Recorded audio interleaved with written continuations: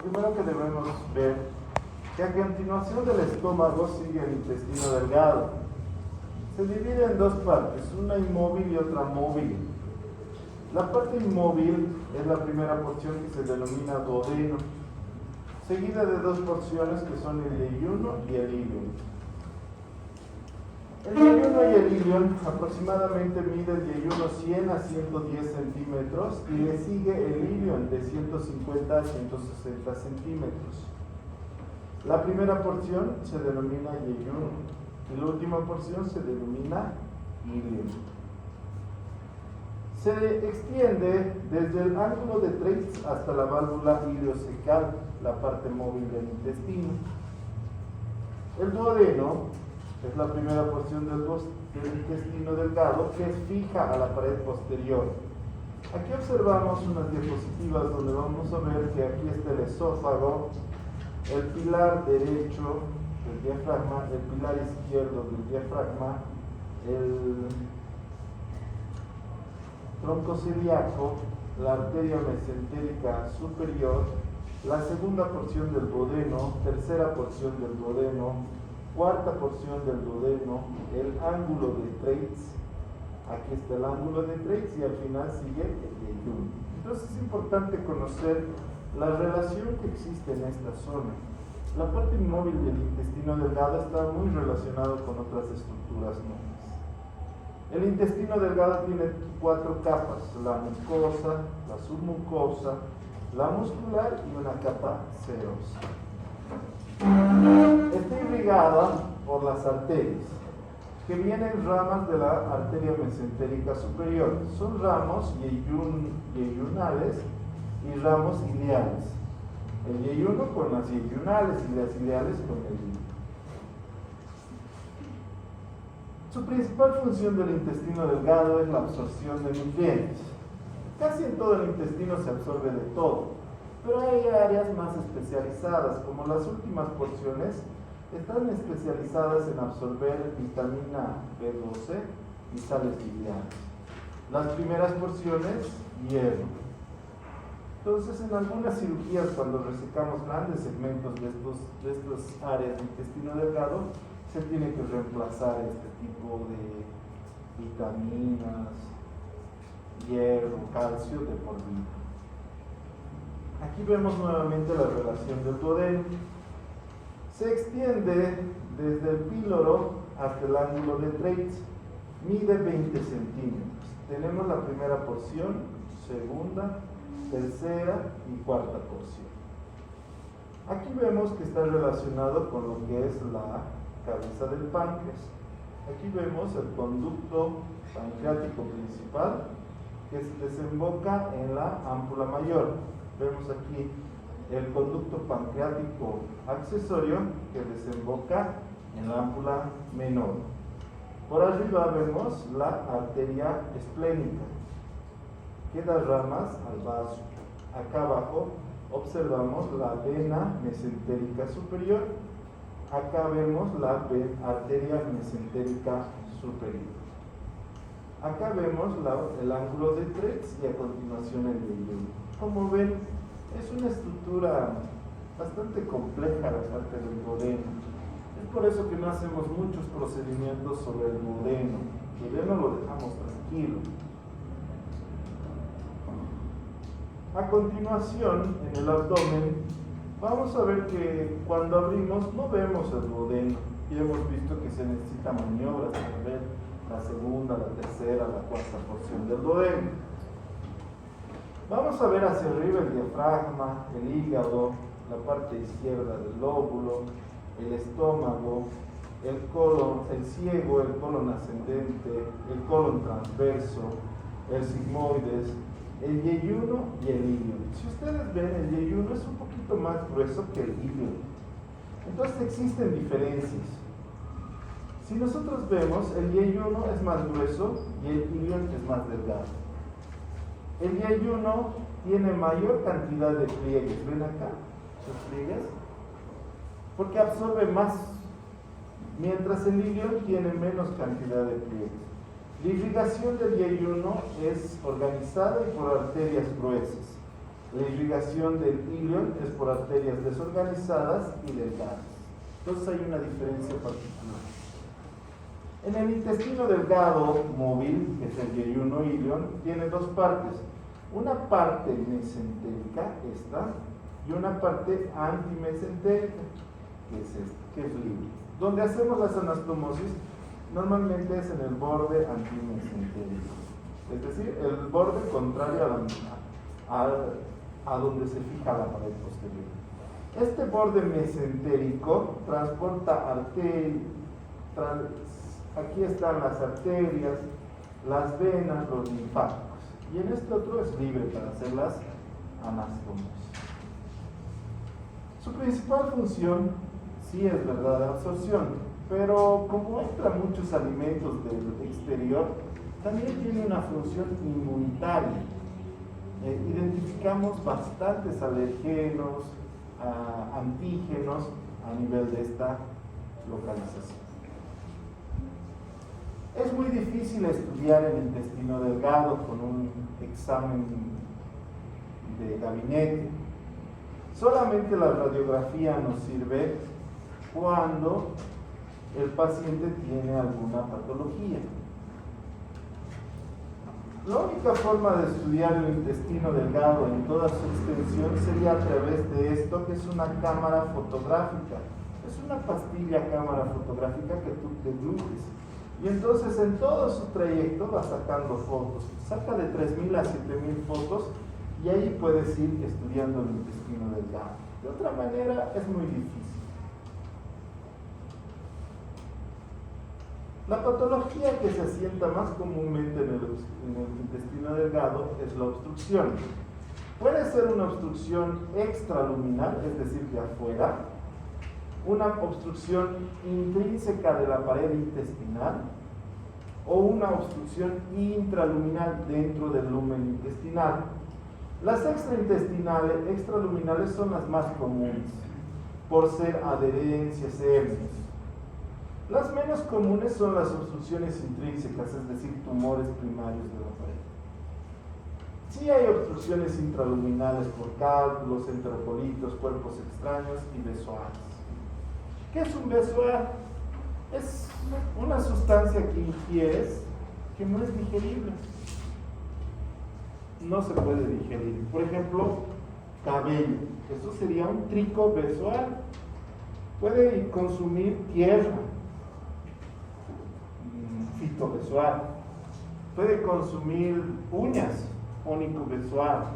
Es decir, algo que ingiere el paciente que no se digiere. Y se acumula y lo tapa el intestino delgado. ¿Cómo vemos una obstrucción de intestino delgado? Esto sí nos sirve una radiografía, porque cuando hay patología, sí podemos ver. ¿Qué vemos? Primero, edema interásico, es decir, hay un edema. Segundo, vemos aumento del diámetro del asa intestinal. No existe aire en el colon, normalmente debería haber aire en el colon. Y el signo característico de pilas de monedas. Si ustedes ven, como si hubiéramos puesto unas monedas en fila. Entonces todo eso se ve en la radiografía. Esta es una radiografía compatible con una obstrucción intestinal. Hay otras enfermedades que se asientan en el intestino delgado y en el colon.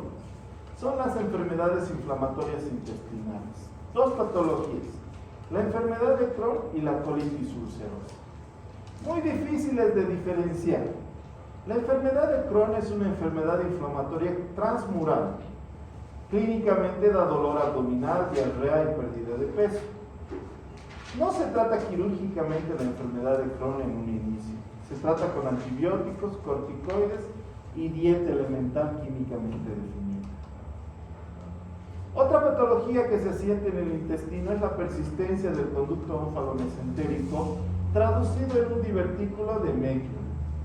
Este divertículo de Meckel se encuentra más o menos a unos 50-60 centímetros de la válvula ileocecal. Si no está complicado, no da ninguna sintomatología, pero si se inflama, se llama diverticulitis y sí necesita cirugía.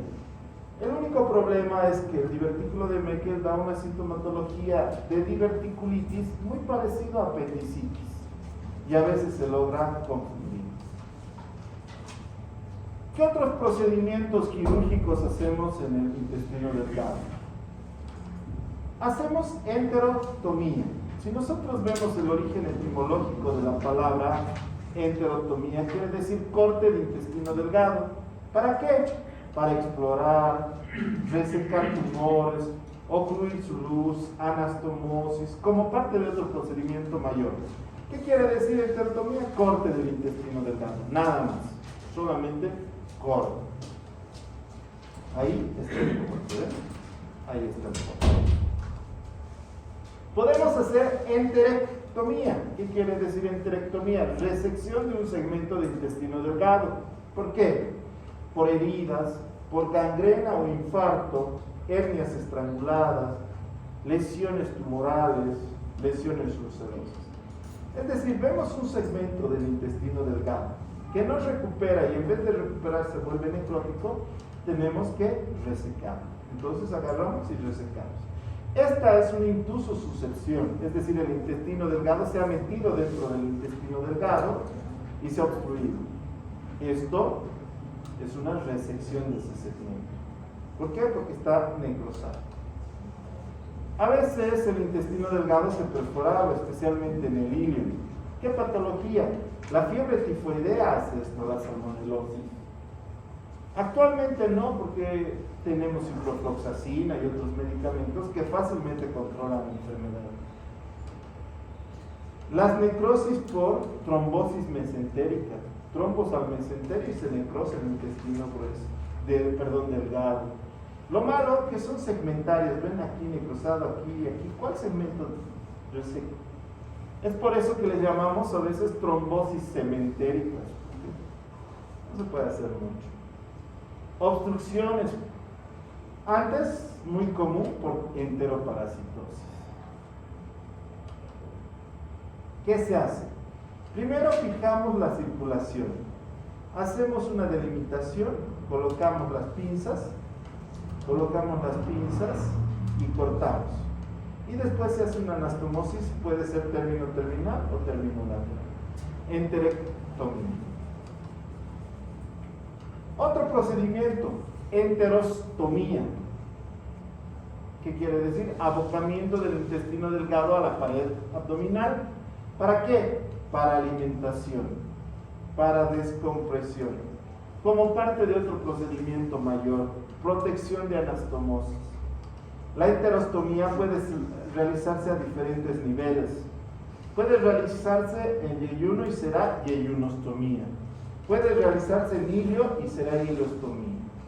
Aquí existe una diferencia. Cuando hacemos en yeyuno, por las características que les he mostrado de esa parte del intestino, es para alimentar al paciente. Entonces esta yeyunostomía le doy comida por ahí. Pero cuando hago la iliostomía, es decir, en el ilio, ¿han visto cómo era la mucosa ahí? No es para alimentar al paciente, más bien es para sacar. No son heces, sino es producto final de la absorción del intestino delgado. Es decir, haría caquita por esa parte. No es caquita, pero es el producto final del intestino delgado. La enterostomía se clasifica de acuerdo a su localización, de acuerdo a su función y de acuerdo al tiempo. También existen dos técnicas de la enterostomía, como la gastrostomía. Existe una técnica temporaria y otra definitiva. Las definitivas, como la técnica de yeyunostomía de Witzel, donde enterramos el tubo, ¿ven? Está enterrado, como en la técnica de Mark-Wedel. Ambas técnicas son yeyunostomías definitivas, porque sé que el paciente nunca más va a comer por vía oral. Debe tener alguna patología grave. Mientras podemos hacer yeyunostomía con la técnica de Stamp, si recuerdan la técnica de Stamp de gastrostomía, que solamente es hacer dos caretas y lo fijamos a la pared. Esto es una yeyunostomía transitoria. Sé que en algún momento el paciente va a recuperar la vía oral y por eso no necesita hacer mayor problema. Las ileostomías son en la parte final del ilio y no son para alimentar, son para que por ahí el paciente deseche el contenido final intestinal. Aquí vemos, yeyunostomías.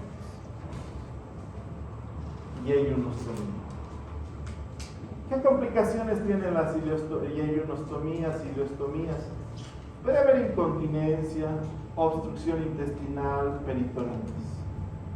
Puede haber, miren, herniación, o sea, herniado.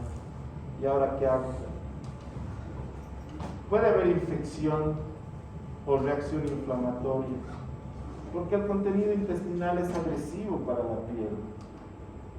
Miren, como aumento del nudo. Se puede necrosar. Tengo que repetir todito, sacar una nueva asa y hacer. Otro procedimiento que hacemos es la enteroanastomosis.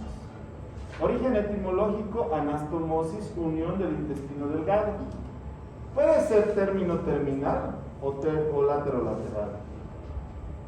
Complicación: cestenosis.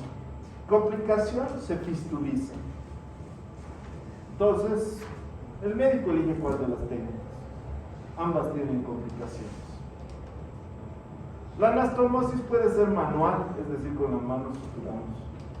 O puede ser con los staplers, es decir, sutura instrumental, es decir, automática. Ahí, sutura automática. ¿Cuál es mejor? En la sutura manual hay mayor riesgo de estenosis.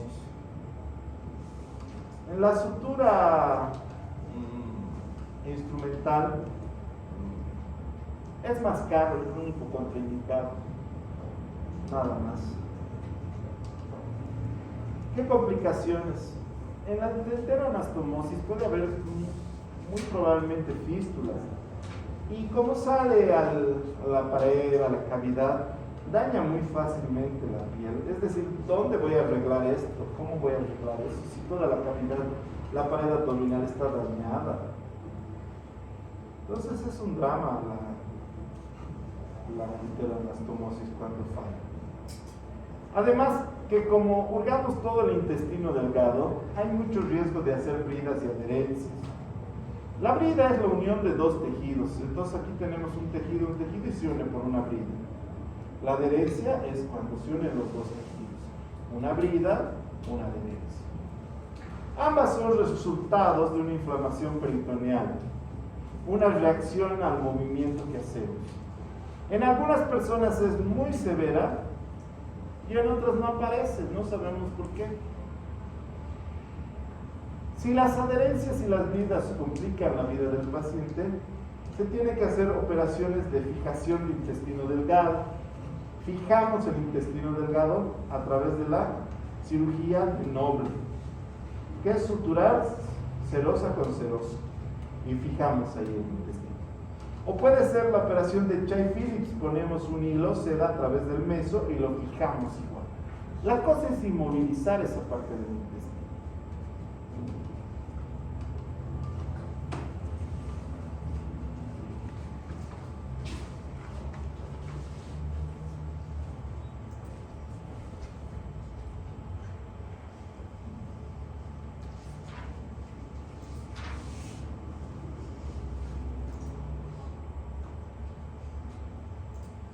¿Alguna duda o pregunta?